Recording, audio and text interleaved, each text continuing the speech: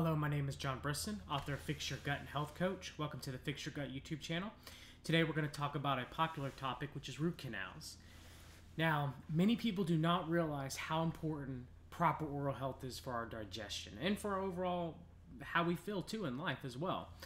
So, digestion begins in our mouth, okay? Our teeth masticate, and how well we chew up our food depends on how well our teeth masticate, but the mastication of our food helps our stomach not have to work so hard when we have to break down the meal that we just ate.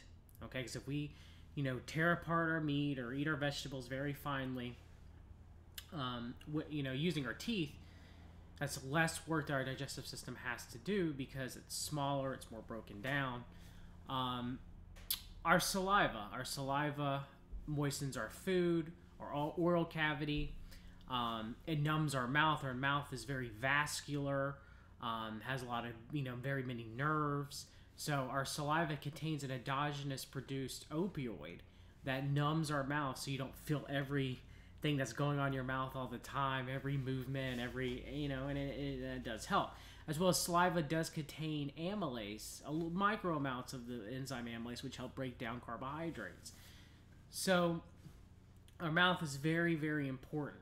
And we should, we should keep a health of our mouth very important too. So, there's many different things that can cause us to have the multitude of dental issues that we have in our society. One could be the standard American diet that is full of a lot of sugar, that a lot of the bacteria in our mouth may love to consume and produce a lot of acid. Many of us may not brush our teeth properly. Or use fluoride toothpaste, which can cause dental fluorinosis in some degree, which can weaken the enamel over time. I'll do a video on fluoride later, but most of the information that's out there about fluoride, they say by itself, the toothpaste, it's fine, it's beneficial, but people have to realize you're getting fluoride in toothpaste, you're getting fluoride through standard conventional drinking water that you get out of the tap. You're getting fluoride from certain amounts in different foods. For example, if you drink a lot of tea, tea has natural fluoride in it, calcium fluoride. So you're getting exposed to a lot of fluoride, and since it's not, all those simple sources are not measured, and taken as a bioaccumulative whole, a lot of people in the United States are suffering from dental fluorinosis.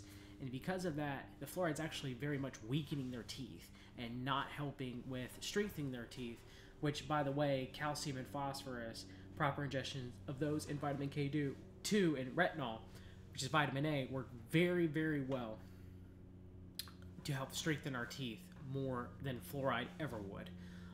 The same with endogenous vitamin D production that we get from the sun. So, it's better to eat a good diet like the Perfect Health diet, which I recommend, which would have a lot of these nutrients naturally within the diet, as well as if you need a supplement with certain nutrients that you don't get enough of, like vitamin K2, vitamin C, which is very important for gum health, niacin, which is very important for gum health, calcium and magnesium, phosphorus, and retinol, which are very important for the health of your teeth.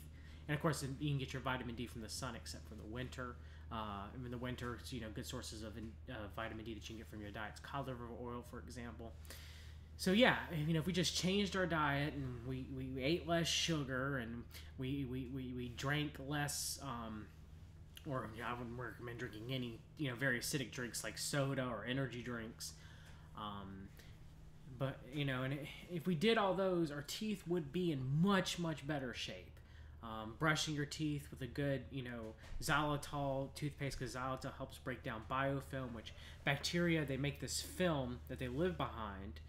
It's like biofilm, and you can actually, unlike when people get biofilm in their digestive tract, you can scrape, if you don't brush your teeth very often, you can scrape the biofilm off your teeth. See, I don't have any, I didn't scrape it because I brush my teeth twice a day, but that film coating that you get on your teeth, that's biofilm, and brushing actually breaks that apart. So when bacteria conjugate on the tooth enamel, they produce acid, and that acid could wear away at the tooth enamel over time.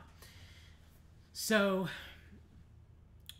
I actually believe that people follow the Weston A. Price Foundation's advice for oral health, and I do recommend that you check them out for that.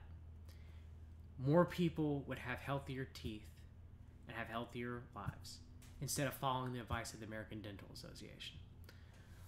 So let's talk about root canals. Now, there's a big movie that's out right now called Root Cause on Netflix. It's great for what it is. It's going to bring awareness to how dangerous root canals are and how bad they are for one's health. I do think a little bit of it is sensationalized, like, meridians, though I do believe that the body is electromagnetic. Well, I guess I should say electromagnetic, and there's chemical components to it too. The meridians really haven't been... There's not enough science in that yet, but there is science to why root canals are not healthy or anything that you should do. So let's talk about what a root canal is first, and then get to the actual procedure. So at the center of your tooth is a hollow area, and it contains a soft tissue called pulp. And the soft tissue is comprised of nerves, blood vessels, connective tissue, and these things called odontoblasts, and they produce their cells that form the dentin in the tooth. And now, so dentin is calcified tissue like enamel and cementum is, and it's one of the 4 major components of your teeth.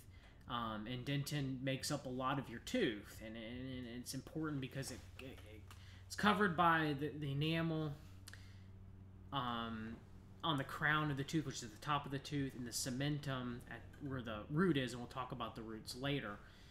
And it kind of holds it into place around the pulp, okay? So pulp is very important. It's what makes your tooth living, okay? Like, our teeth are alive. There's no part of your body that is dead except for your hair, Your hair are dead cells, the top layer of your epidermis, some of it is dead skin cells.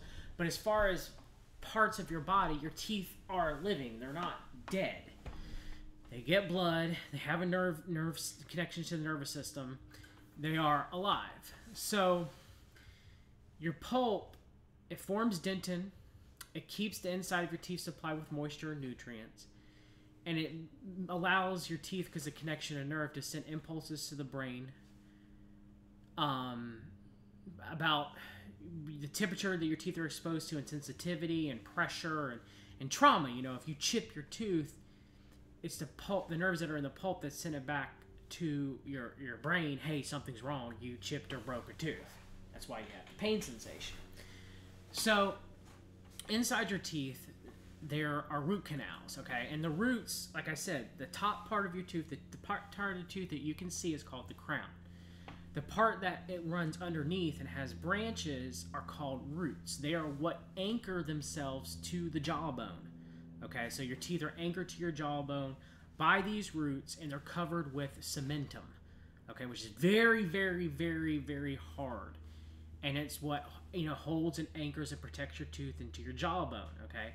Now, through those roots are canals, and inside of the canals are blood vessels and nerves. And the canals, they're not just like straight shoots. They have like cul-de-sacs and fins, and there's offshoot of canals called lateral canals. They're not just like 2 hoses that, they're not like a hose that runs through the root. They branch off. They have dead ends.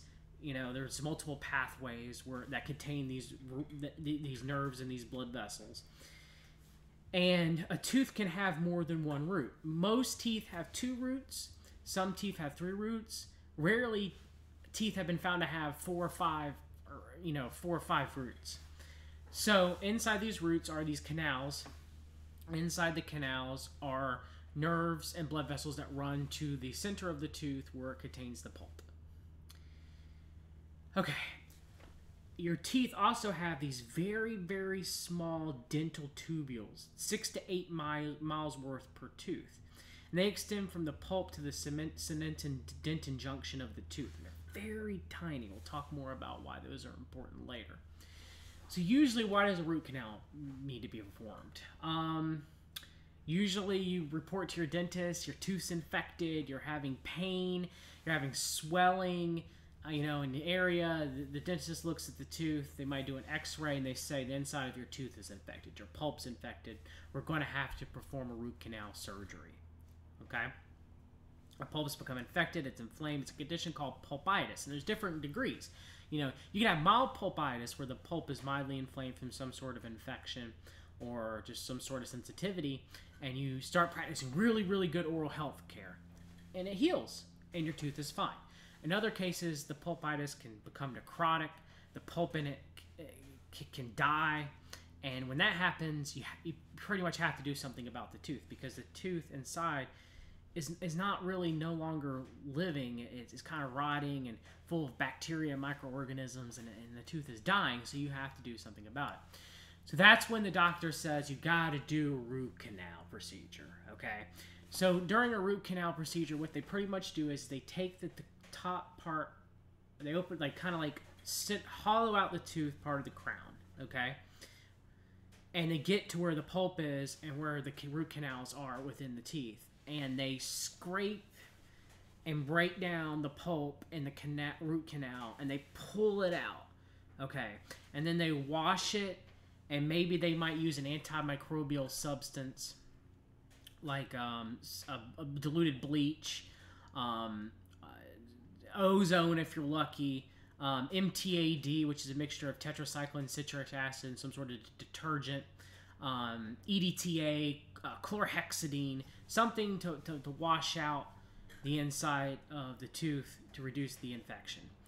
And then they'll either, after they've cleaned it all out, they'll either put some sort of antibiotic gauze in it if it was infected and kind of pack it, put a fake crown on top of it to seal the tooth, and leave it there for a week, then go back in, take the gauze out, and then put a proper artificial crown on the tooth and leave it in. Or they won't even do that at all. They'll just, oh, it looks clean enough. We got all the necrotic pulp tissue out and all the infection from when we debrided it using, most of the time they use diluted bleach and water, okay? And so they put a crown on the tooth, they seal it, and they leave it in. There's a big problem with that. They're leaving in a dead tooth. A tooth that has no pulp, it has no blood running to it, has no nerve endings. It's dead. There's nothing in it. What's left pretty much is just the enamel, whatever cementum's left, whatever dentin's left, which won't be renewed because there's no pulp, and that's just it. It's just left there. Now, you might be asking yourself, well, John, what's wrong with that? Well, they can't get all the infection out. If it's infected, like I mentioned those microtubules earlier, many, many organisms can live in those microtubules. And I mean, from bacteria, many different type of bacteria have been known to cause health issues, digestive issues, like Klebsiella, which is the cause of rheumatoid arthritis and alkalizing spondylitis, H. pylori, which can cause ulcers, Provotella, Citrobacter. I have a list in my blog of all the bacteria that have been found in root canals, and a lot of people, if they test positive, they have gut issues, health issues, and they test positive with a lot of these bacteria in their GI tract, and they have a lot of oral issues or a lot of root canals, and that could be their problem, because these bacteria that are in these microtubules, and they don't even get all the bacteria properly out of the root canals or out of the pulp chamber. Well, now they just, yeah, the blood supply's been cut off because they've taken out the veins to some degree, but the bacteria can still get. It's not like they sealed the bottom of the roots off, okay, from the jaw. So, you know, people will start getting abscesses in their gum from bacteria leaking out in the general area and causing infection, and cavitations in their jawbones where they start getting infections in their jaw. And if that bacteria is able to get in the bloodstream, it can start causing, you know, reactions to the immune system and the cardiovascular system or cerebral vascular system, and cause heart disease and strokes. It's been linked to cancer. I mean, you know, there's been a lot of correlation between poor dental health and heart issues and cerebral vascular issues. There's tons of literature on that. So you pretty much get a low-grade chronic sepsis from leaving this dead tooth in your mouth that was infected in the first place because they couldn't get all the infection.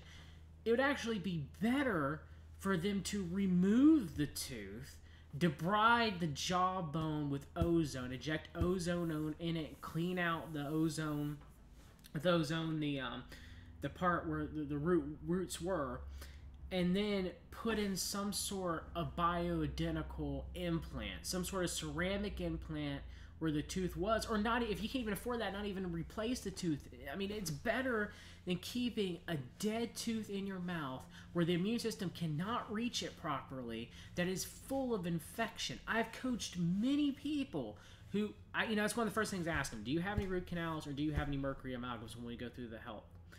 Because majority of them have root canals, and majority of them, when they go get their root canals removed, one, they feel better, and two, when the doctor or the biological dentist pops open the artificial crown, it's infected. There's infection. There's black mass inside, biofilm colonies. It's very common. So what I recommend most people do is, if you have a root canal, you might as well remove it.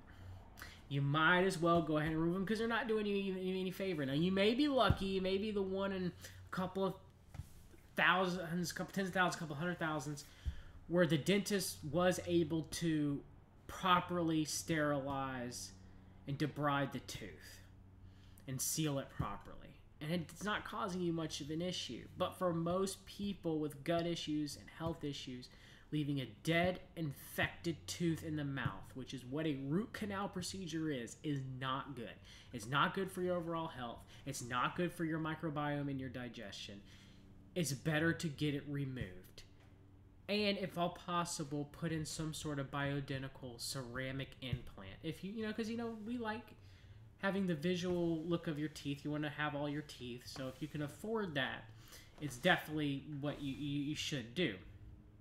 And I try to find a good biological dentist that's rated good in your area. The biological dentist might use a thermography scan to see if there's adequate blood flow going to your jaw. Cavitat scan, or some sort of panoramic x-ray to see if there's any infection or any cavitations within the jaw. So if you're dealing with pulpitis or mild pulpitis now and your tooth is not fully infected, I would recommend that you read the book Cure Tooth Decay by Ramil Nagel. He's really big with the Western A. Price Foundation, and his work is really good. You can actually reverse a lot of dental issues just following the advice in his book.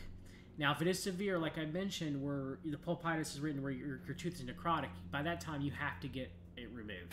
I don't recommend root canals, but I will say this: if you are going to get a root canal, against my best advice and better judgment, I do recommend that you go to a biological dentist, if one will do it, and they debride the area with ozone, and they use the MTD, which is a tetracycline detergent citric acid solution, to sterilize the tooth the best they can. And they inject ozone into the jawbone to sterilize it. Then they pack it full of medicated gauze for a week, come back and have that removed, and then have them put an artificial crown on. If you absolutely have to get a root canal done because for some reason you're not heeding my advice, or the advice of many different dentists, or the advice of the Weston A. Price Foundation, and you want to get one done, that is the best way to get it, but I do not recommend it. I recommend that you have the tooth removed. If the decay cannot be reversed or cannot be fixed, or the tooth cannot remineralize, and it is heavily infected and necrotic, and if all possible, you replace it with some sort of bioidentical ceramic implant. I hope you guys found this video informative. If you did, please like, share, and subscribe. Thank you very much, and I hope you have a great day.